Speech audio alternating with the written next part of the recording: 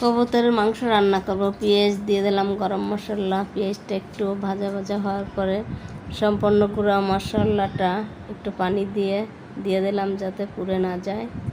এখন মশলাটা ভালো মতো কষিয়ে নেব। কষানো শেষ, মাংসটা দিয়ে দেব।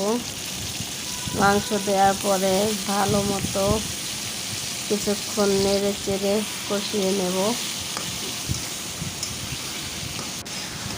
কষানো প্রায় শেষ পর্যায়ে। এখন ঢাকা দিয়ে রেখে কিছুক্ষণ পরে আসলাম। এখন ধনেপাতা দিয়ে আমার কবুতরের মাংস রান্না করা শেষ, বোনা হয়ে গেছে।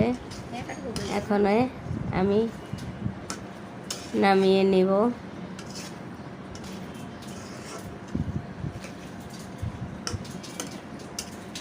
রেডি, আমার একেবারে হয়ে গেছে। এখন নামিয়ে নেব। এখন একটা বাটিতে বেড়ে দিচ্ছি, খাবে।